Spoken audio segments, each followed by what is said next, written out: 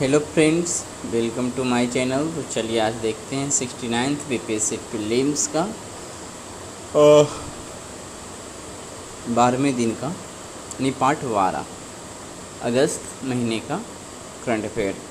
तो थोड़ा वीडियो तो रिकॉर्ड कर रहे हैं, लेकिन तेज़ बारिश के कारण हो सकता है वीडियो अच्छा ना बने। तो आइए देखते हैं आज का पहला क्वेश्चन। किस महत्वपूर्ण बौद्ध धार्मिक दिवस पर आंग सान सू की को माफ़ कर दिया गया, जिससे उनकी जेल की सज़ा कम हो गई? तो आंसर होगा ऑप्शन सी, धम्म-काका दिवस, ऑप्शन सी। म्यांमार के लोकतंत्र की चैंपियन आंग सान सू की को 2021 में तख्तापलट के बाद सैन्य जुटा द्वारा उनके खिलाफ लगाए गए 19 आरोपों में से 5 में 1 अगस्त 2023 को माफ़ कर दिया गया है। तो देखते हैं अगला क्वेश्चन। किसानों को स्वच्छ ऊर्जा समाधान प्रदान करने के उद्देश्य से भारत सरकार की एक पहल पीएम कुसुम का पूर्ण रूप क्या है? तो आंसर होगा इसका प्रधानमंत्री किसान ऊर्जा सुरक्षा एवं उत्थान महाअभियान, ऑप्शन डी। ठीक है, तो देखते हैं। यह योजना विभिन्न लाभ प्रदान करती है, जिसमें सौर पंपों की स्थापना, मौजूदा ग्रिड से जुड़े कृषि पंपों का सौरीकरण और ग्रिड से जुड़े नवीकरणीय ऊर्जा संयंत्रों की स्थापना शामिल है। पीएम कुसुम योजना को 31 मार्च 2026 तक बढ़ा दिया गया है। तो देखते हैं अगला क्वेश्चन। देश भर में बाल देखभाल संस्थानों की निगरानी के लिए कौन सा पोर्टल लॉन्च किया गया है? रक्षा पोर्टल, मासी पोर्टल, कवच पोर्टल, बाल सुरक्षा पोर्टल। तो आंसर होगा ऑप्शन बी, मासी पोर्टल।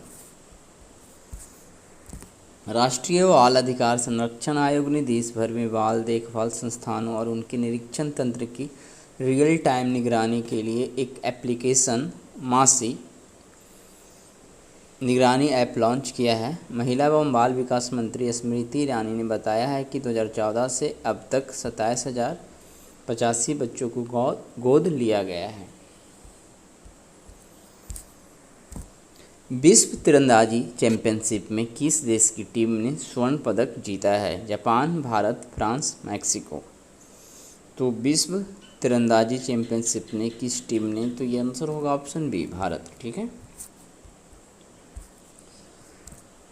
भारतीय महिला कंपाउंड टीम ने विश्व तीरंदाजी चैंपियनशिप में स्वर्ण पदक जीता।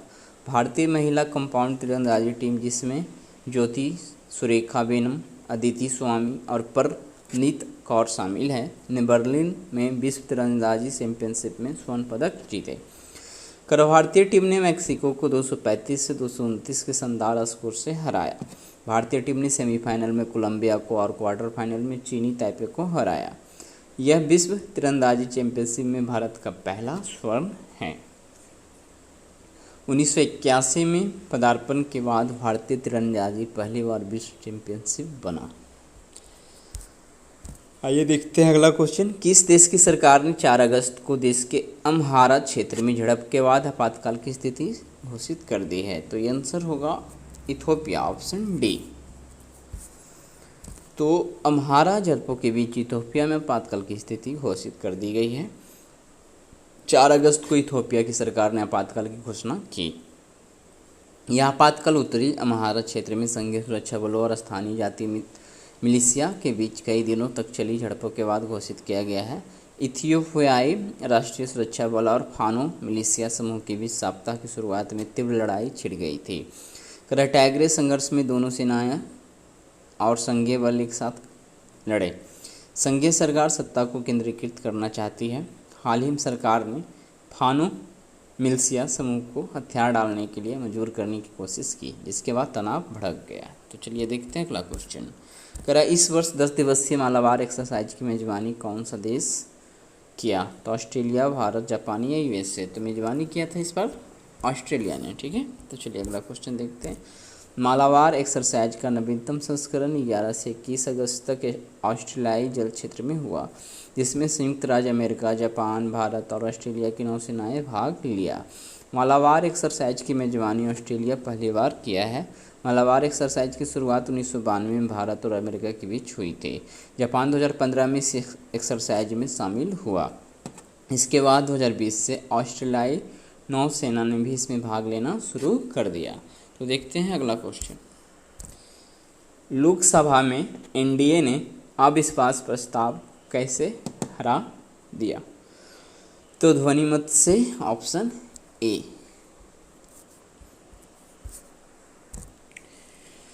प्रधानमंत्री नरेंद्र मोदी के नेतृत्व वाली एनडीए सरकार के खिलाफ अविश्वास प्रस्ताव 10 अगस्त 2023 को लोकसभा में गिर गया। 12 घंटे से अधिक की बहस के बाद ध्वनि मत से एनडीए के आसान जीत हुई। आगे देखते हैं। एलओसी के पास भारत के पहले पोस्ट ऑफिस का उद्घाटन जम्मू कश्मीर के किस जिले में किया गया? उधमपुर, कुपवाड़ा, राजौरी, किश्तवाड़। तो आंसर होगा ऑप्शन बी, कुपवाड़ा। एलओसी के पास भारत के पहले पोस्ट ऑफिस का उद्घाटन जम्मू कश्मीर के कुपवाड़ा जिले में किया गया। यह पोस्ट ऑफिस वास्तविक नियंत्रण रेखा के पास किशन गंगा नदी के तट पर स्थित है। इस पोस्ट ऑफिस का पिन कोड 193224 है। अटल इनोवेशन मिशन और नीति आयोग ने के साथ मिलकर national space innovation challenge 2023 launch किया है। तो ये आंसर होगा ऑप्शन ए, इसरो। ठीक है ना। अटल इनोवेशन मिशन और नीति आयोग ने इसरो के साथ मिलकर national space innovation challenge 2023 launch किया है। तो अटल इनोवेशन मिशन और नीति आयोग ने इसरो के सहयोग से national space innovation challenge 2023 launch किया है। अटल इनोवेशन मिशन और नीति आयोग ने इसरो के सहयोग से स्कूली छात्रों के लिए नेशनल स्पेस इनोवेशन चैलेंज 2023 शुरू की है। यह 20 सितंबर तक कक्षा 5 से 12 तक के छात्रों के लिए एक खुला प्लेटफॉर्म होगा। यह उन्हें अपना नवाचार दिखाने और आधुनिक अंतरिक्ष प्रौद्योगिकी समस्याओं का हल करने में सक्षम बनाने का अवसर देगा। एनएसआईसी अगली पीढ़ी के अंतरिक्ष उत्साही लोगों का समर्थन करने के लिए एक राष्ट्रीय स्तर का अभियान है। इसका मुख्य उद्देश्य छात्रों को बढ़ती भारतीय अंतरिक्ष अर्थव्यवस्था के प्रति प्रोत्साहित करना है। हाल ही में भारतीय वायुसेना को किस देश में spike non line of sight anti tank guided मिसाइलें प्राप्त हुई हैं? तो फ्रांस, इजराइल, रूसिया, संयुक्त राज्य अमेरिका। तो इसका आंसर होना चाहिए जहाँ तक लगता है ऑप्शन बी। ठीक है। हाल ही में भारतीय वायुसेना को किस देश से spike non line of light anti tank guided मिसाइलें प्राप्त हुई है? तो ऑप्शन बी, इजराइल। भारतीय वायुसेना को इजराइल से spike non line of sight anti tank guided मिसाइलें मिली हैं। यह Israeli spike NLOS anti tank guided मिसाइलें 30 किलोमीटर की दूरी से लक्ष्य पर हमला करती हैं। इन मिसाइलों को Mi-17 V5 हेलीकॉप्टरों के बड़े बेड़े के साथ शामिल किया जाएगा, जो लंबी दूरी से लक्ष्य पर वार कर सकते हैं।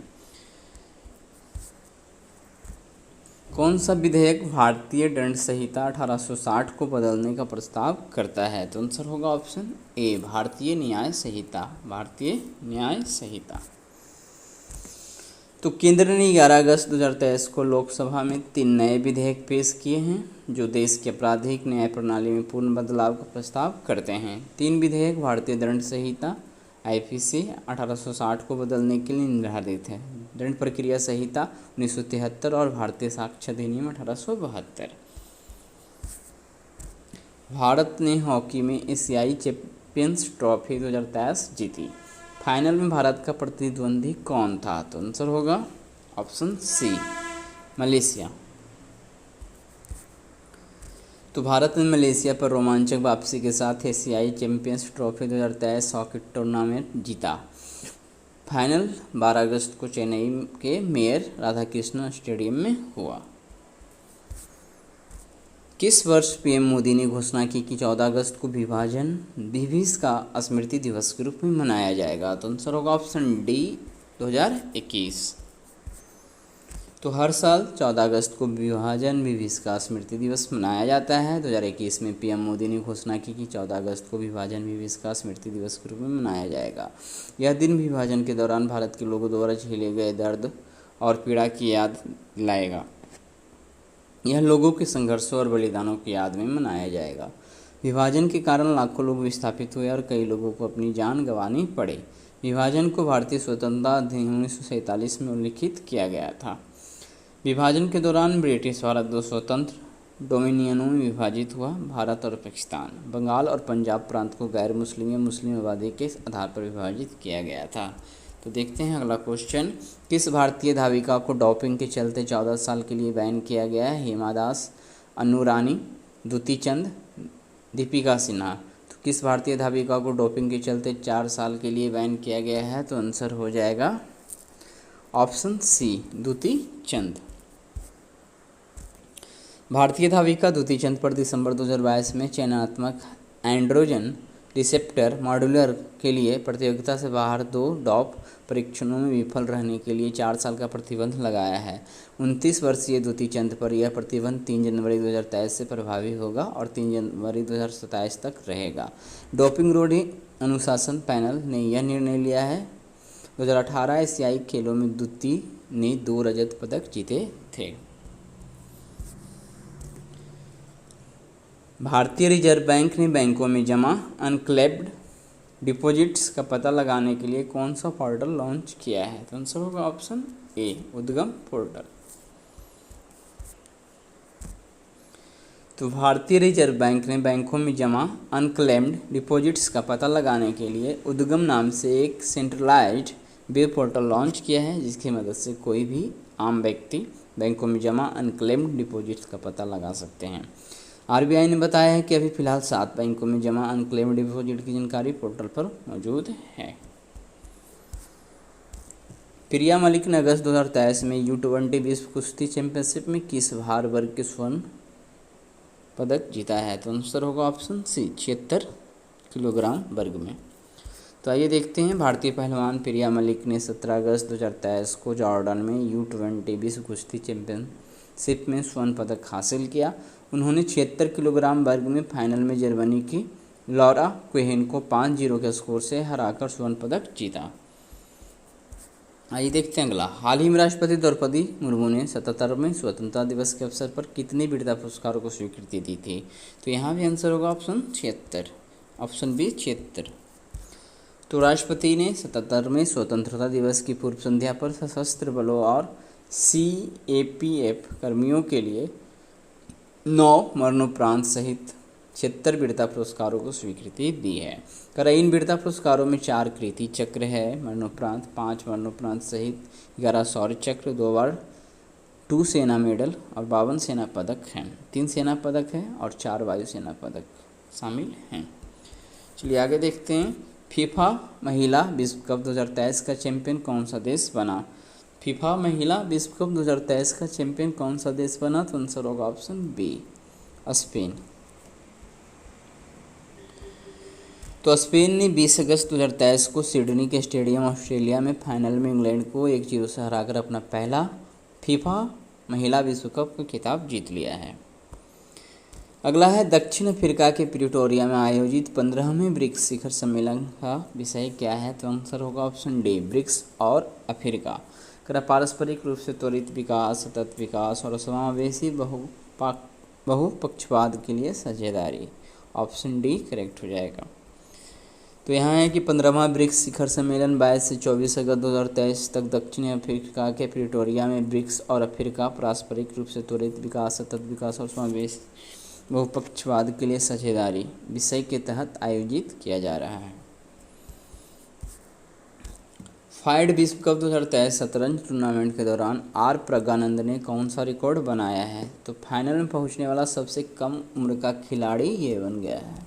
ठीक है, तो इस प्रकार से अच्छा भी और है ना। फाइड विश्व कप 2023 शतरंज टूर्नामेंट का फाइनल बाकू अजरबैजान में मंगलवार 22 अगस्त से शुरू हुआ। बेस्ट ऑफ 4 श्रृंखला के शुरुआती गेम में भारतीय ग्रैंड मास्टर आर प्रज्ञानंद और नॉर्वेजियन विश्व चैंपियनशिप मैग्नस कार्लसन के बीच हुआ। फाइनल में प्रज्ञानंद के सफर में सेमीफाइनल में विश्व नंबर 3 फैबियानो कारुआना को हराना शामिल था, जिसने ये उपलब्धि हासिल करने वाले सबसे कम उम्र के खिलाड़ी के रूप में एक रिकॉर्ड बनाया है। तो